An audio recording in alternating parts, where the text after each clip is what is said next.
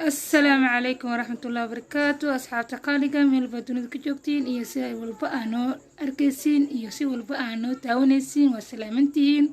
ولا لا سيدة توسك يقولون حان لا وما سنتين ولا لا لايكتي كومنتيغا مروا البكومنتيدا ديركلينتي تعال سوجرتو وهم هادعلينايا وهي نيتا أركسن تيفي إن حالكا نيغا تاونيسين حتى سبسكرايب كو إيهن فضلا سبسكرايب إسي نيغا عسايا برتا كدودن أصحابتا سونا دوادا halka naga taawanaysiin waa Yaanita Aragsan maanta Yaanita Aragsan waxay nii wataa sheekooyin ama qisooyin sidaad ugu barateen qisadan waxay ku saabsan tahay qoys ay qosaysaa kamid ah qoysaska Soomaaliyeed sida teetalka ku soo aragtaan ama ku qoran ama aad ku soo aragteen macnaha ula jeeda waxa waaye sheekada sida tan ay leedahay gabar ayaa waxaan aaday aeroboortka waxaan aaday inaan soo dhaweeyo ninkayga maxaase la kulmay maxayse la kulantay gabadhaas ninkayga ayaa aeroboortka doonay maxaa la kulmay qisada sida tan ay ku bilaabanaysaa gabadha waxay ku noolayd Soomaaliya gabadhii wiilkan way isqabeen gabadha wiilka waxa soo baxay dhoof dibadda inuu dhoofay wuxuu aaday wadamadaas Yurubta meel kamid ah gabadhii siday Soomaali u joogtay mar ayuu imaaday meesha isku noolaayeen gabadha ku nooleed gabadhii uu ka tagay wiilkii wuxuu ku laabtay meesha uu ka imaaday asxaabey waxaan u maleynayaa si fiican ii maqlaysaan soo dhawaada walaalahayga qaaliga sheekadana fadlan dhameyso qisada hata halkay ku dhamaanayso waa qiso cajiib ah waa sheekooyinka lala yaabo iyo waxyaalaha ka dhaca dunida gabadhan sheekadeeda sidan tan ayay ku soconaysaa gabadhii Soomaali ninkeedu u imaan jiray marka dambe uu baxay wuxuu aaday Yurub mar walba u imaan jiray gabadhii waxay lahayd 3 caruur marka dambe wuxuu soo wareejiyay dhankan iyo meelaha dhoofitaanka laga fududeeyo sida Kenya, Ethiopia iyo wadamadan Afrika fiisan ku soo xareynaa ima u dhahay way imaatay gabadhii ninkii wuxuu bartay gabar ku nool Yurub gabadhan war uma hayso bis ninkeedu biil u soo diri jiray qadka taleefanka ay isla xiriiri jireen marka dambe ninkii waxay aragtay inuu lug kaafsanayo laakiin la soo hadlayo biil u soo diraayo ninkan wuxuu soo fikiray inuu ilmihii ka qaato ayadina uga dhaqaaqo meesha ay joogto naagtii kale oo ku guursaday meelahaas ay ka soo dhaadhicisay inuu ilmihii ka qaato ilmahan ayad u hayn doonto okay asxaabey waxaan maleynayaa sheekada aad la socotaan walaalaha qaaliga walaalaha Soomaaliyeed dadkayga aan jeclahay dadka mar walba like iyo comment-iga iyo share kareeyaan waa mahadsantihiin walaalaha comment-iga dhiirigelinta iyo ducada isugu jirtana aadaan iigu mahadcelinayaa ما شاء الله ولا لهيك الصوماليات كبدي وريان يقول تالي أصحابي كبدي وحاسة ميسي مالك ننكيد حوير وانيمانا يا اوكي كبدي أصحابتي دو تكتب حيتري ننكي يصص عضو كل يمركي كبر ننكيد مانا يا نواتكرني سين وحيال بدن اسكالي سياساسي دو كورو وكالي إني ميلا تكتب كيرو إلان سارتو سيدا ننكيد أسول دويس أصحابي كبدي ويبحثي أصحابتي دو تكتاي هاي ويبحث سوكا تكتاي وحو قارشاد سوكا الشي كورجي هاقاك ستي نين كان جا وحاولا سو سعوتو ناكتيس أيضا ورقو مهيسو إنو ناكا لقوكا يوروبنا سيدا أقنهاي هل ناكا لقوكولي هاي لو ناك ملوكولو marka wuxuu intuu imaaday inuu ilmaha ka qaato oo ilmaha yiraahdo aniga dhalay intaan waa loo soo tacawuday ilmaha tacawuday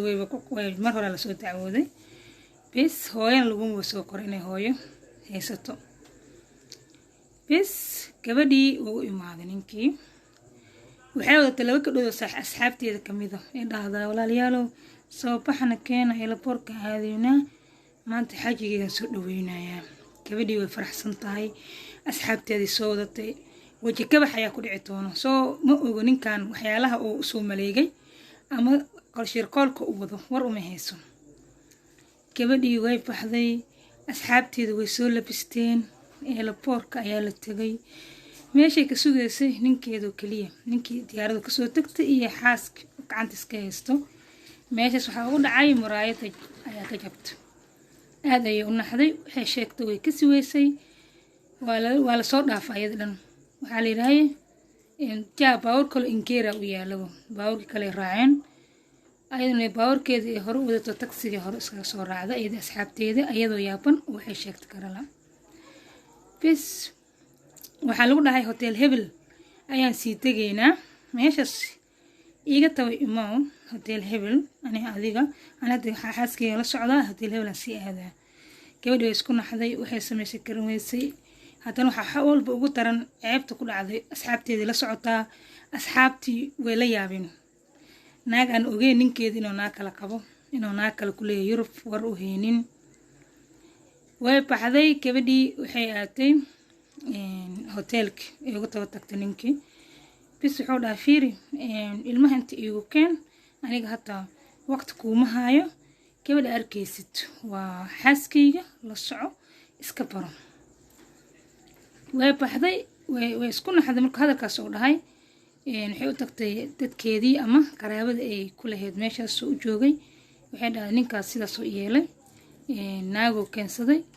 weliba naagta keensaday naagta hotel la degan yahay anigana wax agtiisa wax maba ka ihiba dari marka waxaa lahay familkeedii waxay u ceen ninka familkiisa waxaa la shalay gabadha anakaa ku siinay ilmay kuu haysaa maxaa dhacay haddana isbedelkan muxuu yahay ay gabadheeni maantay aad sidaas ugu samaynaysid bis ninka wuxuu dhahay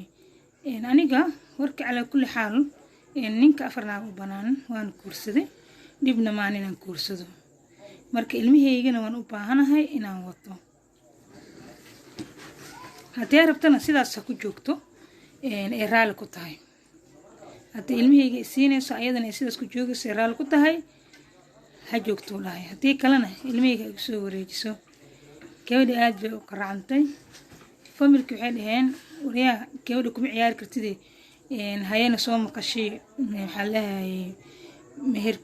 meherkeedana soo sii madaxeedana soo sii ilama kaadaana maba arkinbo ciddii marka dambe hadalka waxaa lagu dhameeyey labada qoys ay soo jeediyeen in ninkan iyo naagtan ninkan marka wuxuu dhahaa naagteeda waan dhaqanayaa idinka afaaraheeda ka baxa maxaa rabtiin idinka maxaa furitaanka iyo waxaa sheegaysiin naagteeda waan dhaqanayaa ilmaheygii naagteeda isku haysanayaa maxaa rabtiin maxaa niiga qaldan camal gabadhii markii dambe ninkii wuu dhoofay naagta kale la dhoofiyey Yurub ay aatay naagta kale markay Yurub tagtay maxay samaysay ma ka siisin asxaabay Yurub markay tagtay ninkan sharciga marka horeba ayada u qaatay naagtaas asaga horta sharci ma uu nihaysan naagtan laakiin wuu ka qariyay in sharciga ayada u qaatay marka taas xagga tagtay gabadhii marka way iska sabartay waxay dhahay aniga waan sabrayaa haddii saas uu yeelay dib ma lahan way sabartay qoyskeed waxay u soo jeediyeen haddii ninka hadduu furweynin gabadhaana maxaa lahayay wixii maanta ay rabtay ay weysay inay gabar ninkeeda inay la noolaato Yurub la aado ama usoo tacwoodo sidoo asagoo ugu sheekeeyey haddii weysay waxay ku adkaysatay inay ilmaheeda aynan ka tegin wax walba ay ugu sameeyay dhahday oo tulqaadana caruurteedana waa iska haysanaa gabadhii markuu Yurub kula walaabtay naagtii asiga iska soo horjeestay baasaboorkii ka kansashay asagina waa wala soo tarxiilay Afrika u imaaday sheekadina halkaas ayay ku gabagabowday